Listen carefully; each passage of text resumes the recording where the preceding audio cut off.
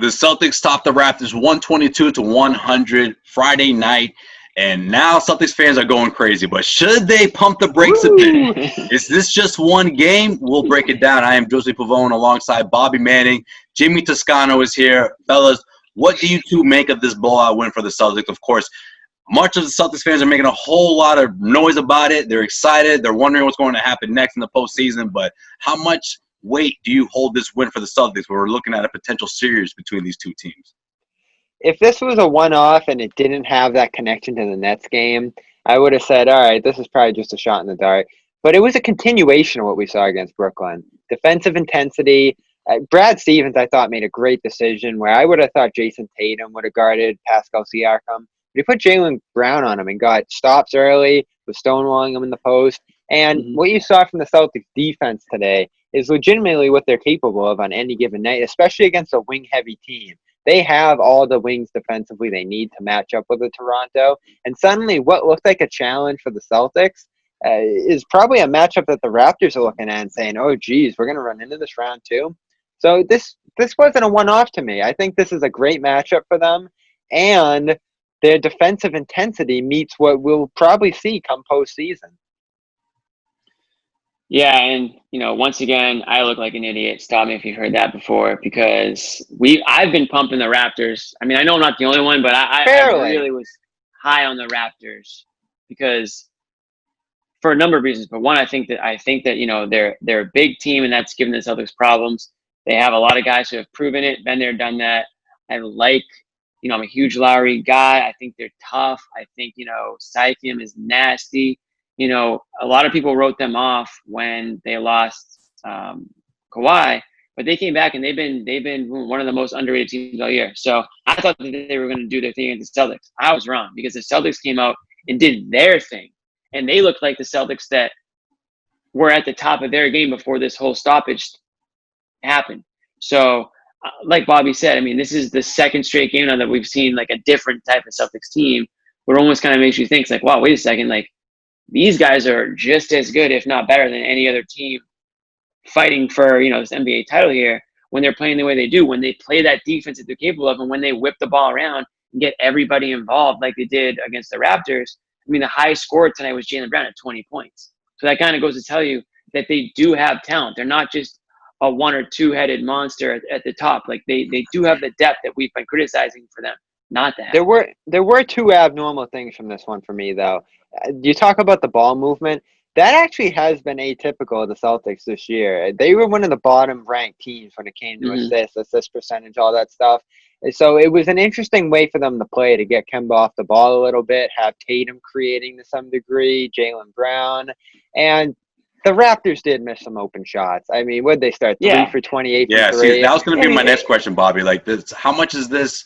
Do you look at Siakam's numbers and you look at this box score and you look at Kyle Lowry, 22 points between both of them combined? Like, that just doesn't happen often for this Raptors team. Does any part of this game make you feel like, well, maybe these guys just weren't feeling it, or maybe they were too excited for the moment and the Celtics were able to capitalize? You know what it was? It was when Lowry burst by Smart, got Siakam a practice 3 that he missed. This was right after Daniel Tice hit a corner 3. And then the Celtics shot right back and got Tice another corner 3. I was like, all right, that's what we're doing here.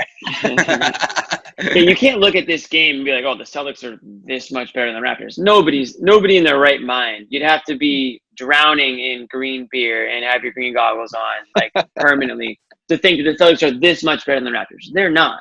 But they are capable of playing this way against a, top team in the NBA.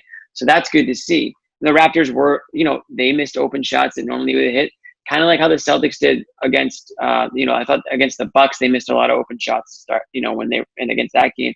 So, I mean, there's going to be teams that are going to be hard and cold. It's the NBA. You're kind of waiting for the Raptors to go on that run and bring this back in the game. But in that third quarter there, Jaylen Brown got kind of hot from outside and the Celtics kind of pulled away. And that was the end of it late in that third. How much of this was abnormal for them, too, when it comes to the performances? I mean, this is the Jaylen Brown we've seen since the bubble started. This is the Kemba Walker we've seen since the bubble started. Even off the bench, Brad Wanamaker's been this good all along. Like, he puts in another 15, and that's one been guy the Wanamaker of the bubble. Your guy, one guy you haven't mentioned, off the bench.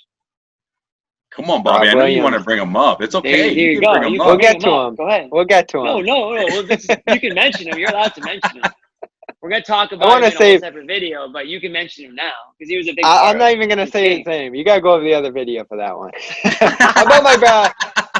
That's a great tease, actually. That's a good job, Bobby. That's a great tease. All right. Final question for me is, how much does Kemba Walker play a part in this? Because obviously he had a big part in this game. But if we're looking forward, and if we're talking about a limited Kemba Walker, what does that mean for the Celtics' chances? And how different is this team when they have a limited Kemba Walker as opposed to a 30-minute Kemba Walker that we saw Friday night?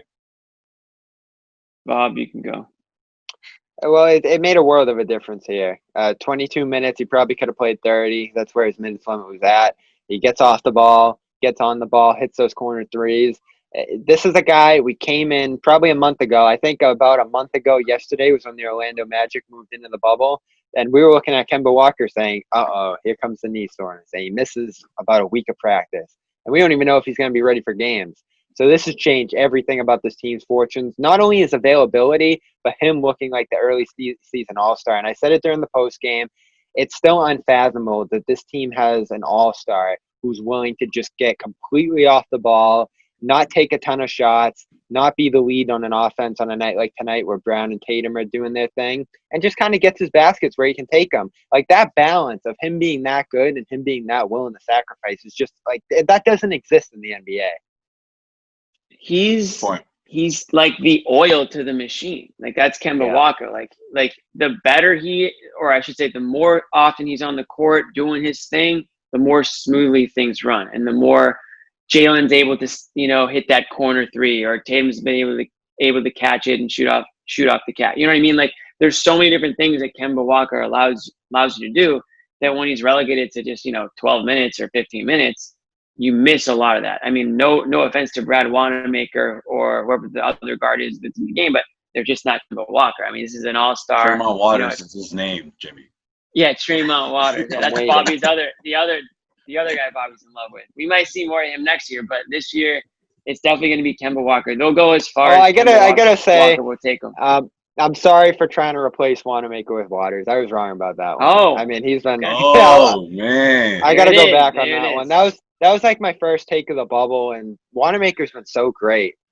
There's a lot of people who I don't know if they aren't watching or they just refuse to admit it, but like they just don't like Brad Wanamaker. It's like, dude, he's playing playing really, really well in the backup role. Like that's his role. He's not going to be Kemba Walker. Like he's coming off the bench and doing exactly what he needs to do.